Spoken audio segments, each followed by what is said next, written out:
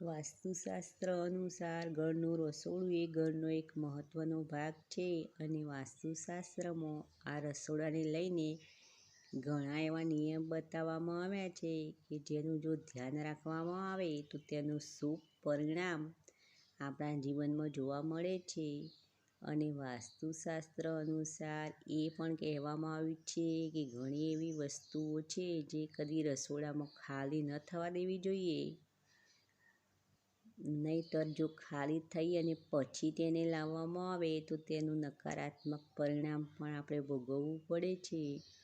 તો આજના વિડીયોમાં એ જાણીશું કે કઈ એ વસ્તુઓ છે જે કદાપી ખાલી ન થવા દેવી જોઈએ. તો તેના વિશે જાણીએ. તો ઘણા લોકોની એવી આદત હોય છે કે ઘણો એવો રસોડાનો સામાન જે મસાલા હોય એકદમ ખાલી થઈ જાય એ પછી જ એની ખરીદી કરતા હોય.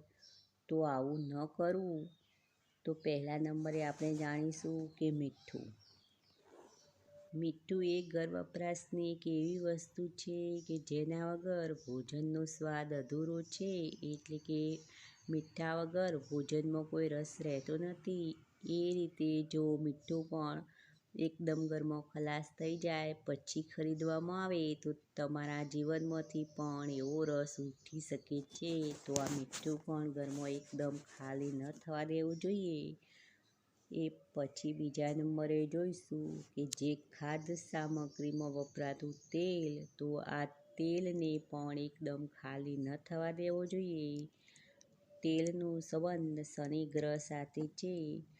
તો જો તેલ એકદમ ઘરમાં ખલાસ થઈ જાય અને પછી લાવવામાં આવે તો તમારા પર પડતીના દિવસો આવી શકે છે. પછી જોઈશું ત્રીજા નંબરે હળદર.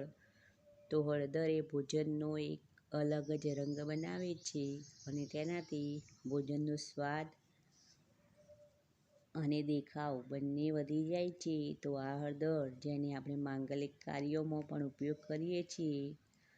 તો આ હળદરને પણ એકદમ ઘરમાં ખલાસ ન થવા દેવી જોઈએ. થોડી હળદર હોય અને બીજી લાવી દેવી જોઈએ. પછી જોઈશું ઘરમાં વપરાતો લોટ જે આપણે રોટલીમાં ખાદ્ય સામગ્રીમાં વાપરીએ છીએ. તે લોટ તેને પણ ઘરમાં અને આને ઘણા લોકો આટો પણ કહેતા હોઈએ છીએ. તો આ આટાને કદાપી ઘરમાં ખતમ ન થવા દેવો જોઈએ.